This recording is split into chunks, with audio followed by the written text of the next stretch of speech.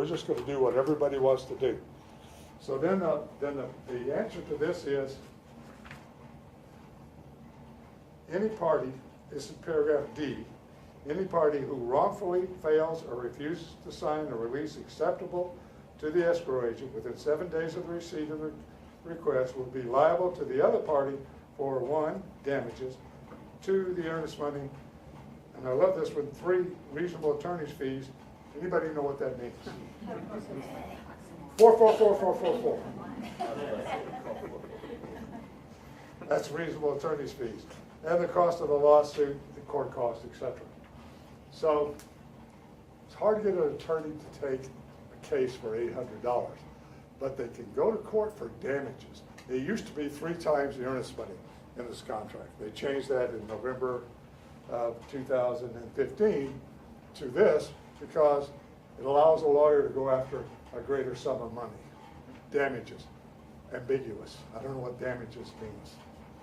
So, don't tell anybody you can get the earnest money back. They're going to have to fight for it. And we all want to say, oh, don't worry about the earnest money. I know, I'm not an agent. We all say, don't worry about the earnest money. Title company's got it. If we, paragraph 23, for any reason, we're out of here. Not true. Pay attention to the, well, this contract had changed. We got 5 o'clock deadline as opposed to midnight. You all know that? Anybody, old guys here, Yeah. midnight? Okay. What's the 3 days for in that paragraph? There's 3 days? Yes, it's after the execution date, and there's 3 days. That's a and good then- question. He wants to know what the 3 days is all about.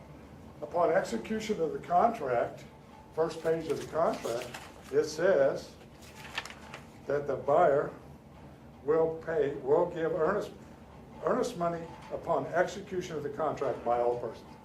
Upon execution. So then from that date, the next day you have 3 days in which to give the option fee. Basically, Yeah, the option fee. Do you give the option fee to the title company? no. That's a big no. Who signs for it?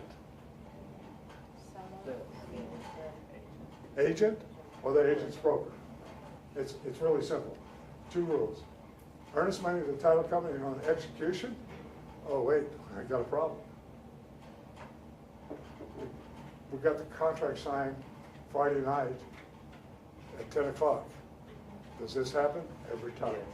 Okay, now what do I do about the earnest money? Because it says I've got to immediately upon execution. Well, by law, in their infinite wisdom, they have decided that 2 days after Sunday or 2 days after the holiday, we have that opportunity to put it into the title company. So we don't worry about that evening, okay? Is that good? Is that new? Huh? See, because I remember your words vividly when you say upon execution. So we contracted on Sunday, and this agent, as of yesterday, had not given me earnest money. And she said I have 2 days, and I'm like, She does, okay, okay? It's my fault for not, no, it's okay. That's how I read it, upon execution. yeah. And it is black and white, it does say that. And that's a little known fact, so. Now everybody in this room knows, and you're smarter than everybody else. Intermediary, if you can't spell it or can't say it, you can't do it. Okay? For the broker to become an intermediary, there must be 2 different agents appointed. Listing agents do not be confused by a customer. They have no representation, and you must use a non-agency disclosure for the form and never a buyer-tenant agreement with a listing. So if I got a listing agreement, I can't have a buyer-tenant representation agreement because I've already agreed over here to represent the seller. So now what do I do? And you ask Robert or Roberto if he will handle the client. Or the client, customer, doesn't want representation. Now what do?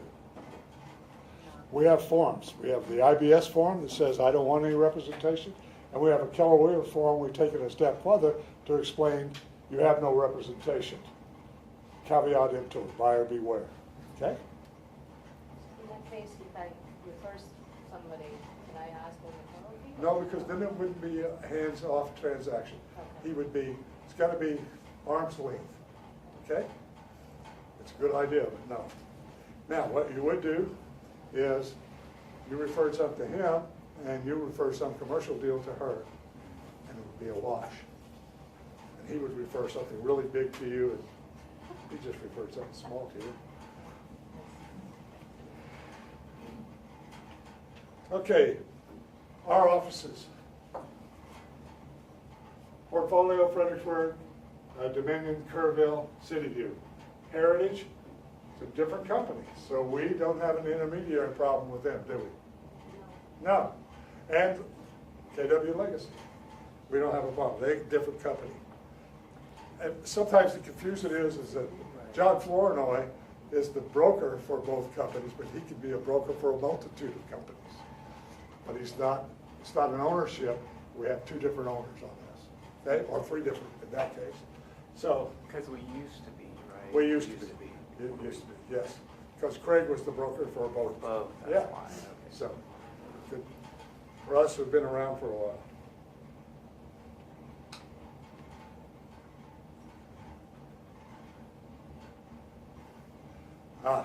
One of my favorites, property management.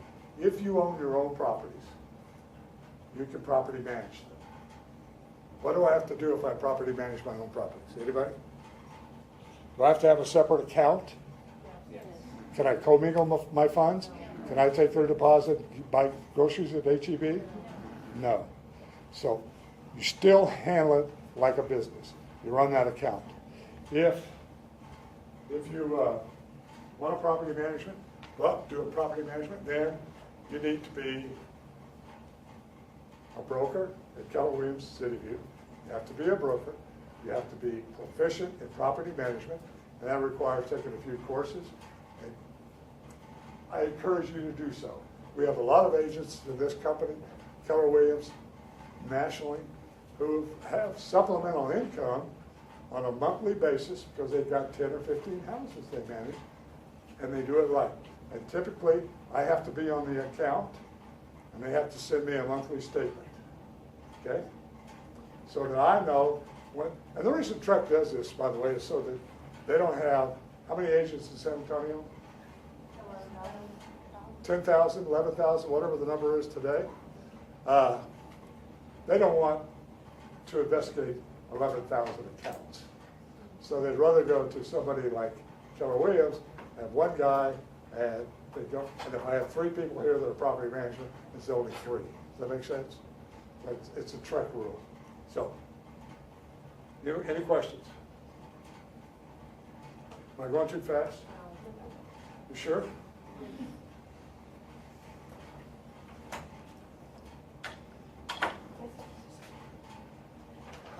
This is one of my favorites. It says, review all documents with your client prior to their signing. Make sure you have confirmation in writing. If you have done this, confirmation in writing, that you provided them a copy of whatever they signed. This is going to sound a little antiquated, but you know what we're doing today, right? What are we doing today? DocuSign, .loop, and we send this stuff to them and say, sign here, here, here, here. There's a little finger all over there. Sign here. Don't read any of this because it doesn't make any sense, you know. And then sign at the bottom and give me a check. So what happens is we go to court and people say, they just sent me a wad. And by the way, it is a wad of stuff. If you look at all the things that we send them to sign, information about brokerage, buyer, tenant representation agreement, on and on and on and on. So they say, I didn't read any of it. They told me to sign it because we got a really hot market. You think I'm making this up? No. We got a really hot market, and if I didn't get the offer to them by 5 o'clock today, then we weren't going to get the house. So we just signed it. And did the agent explain anything to you? No, they said sign here. We used to have to sit down with the client and go through the contract, page by page. We still do. That hasn't changed. Well, we have a language unto ourselves, do we not? Do I understand anything that the doctor tells me and he prescribes this kind of a medicine for me? Because it's a completely different language. It's not something I practice every day.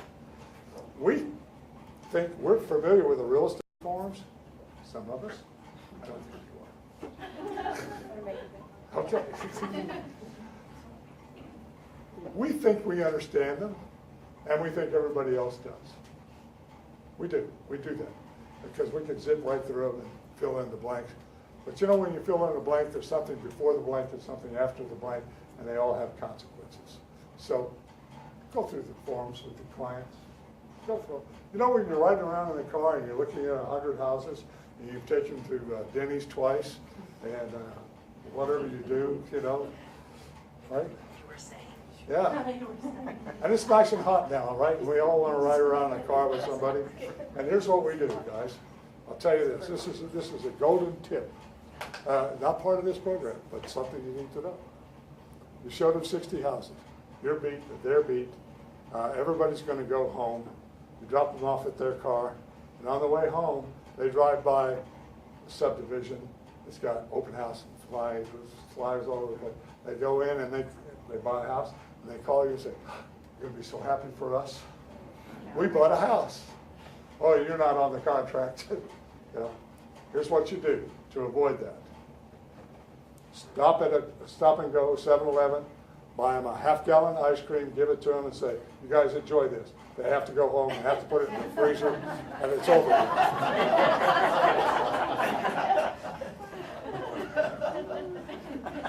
Worked for me.